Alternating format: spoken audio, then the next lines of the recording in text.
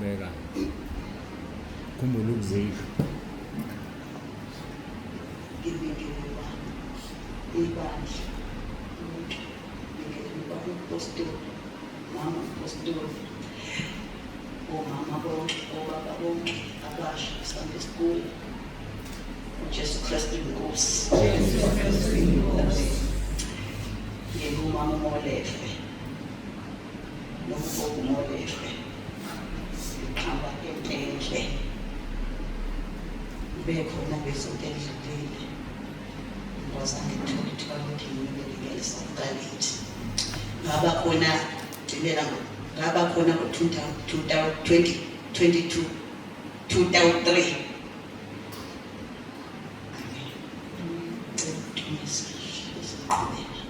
ubamba ke masendlebelekile ziyezwakala izingize zenkosi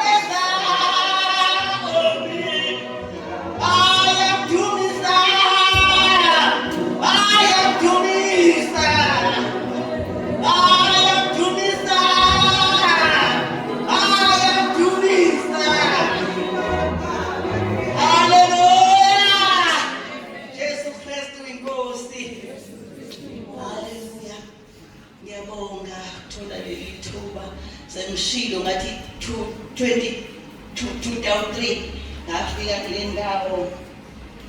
isimo sami sasingesihle ngifikela lapha kadadewethu ukhazi wami uManene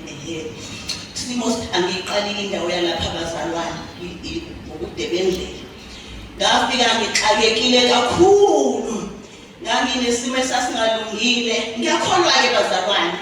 ngiyafisa ukusho njalo singikhohlele ngiyakholwa ngingumntwana kaNkulunkulu ngisindisiwe ngithethelelwe izono zami noma ngihamba la ngikhuzuka khona kodwa ngithethelelwe izono zami khona ngidayidaya ukuthi wrong imawenza kanje manje ngibonga uNkulunkulu ke engiphindile wangiletha kule ndawo bazalwane ngifuna ukusho utene ngangikhathaza nganginoxakeka kakhulu nganginendodana yami ibigala ilobola kodwa kwafika isimo sokuthi sekunophuzo oseluyithunga ingqondo kakhulu nayo kade idayisa utshwala wafakaza abawathi nayo wesimweni esinjalo ingane yami ibidayisa utshwala inako konke nje kodwa kwafika sekuyaphela konke manje ayisafuni lutho nje ayisezwa lutho ngene isitha ayisafuni makoti ayisafuni lutho nje inyanya kwani sokuthi yagula ingane ngisho ngafika kuleso sikhathi ngiletha lokufakaza ngafika kuleso sikhathi kule ndawo wakhuluma umoya ngcwele kulelo khaya ngangilona wakhuluma kwathiwa umuzi wakho uzobiyeleka ngoba sengathi kukhuluma incwadi yakhe ekhaya ngifisa ukusho ukuthi isimo somntanami ilokhu ufakaze ngikulethayo kakhulu isimo somntanami sidlulile ngikhuphuke ngiza kule ntaba namhlanje uyena onginikeze imali yokugibela impilo iyaqhubeka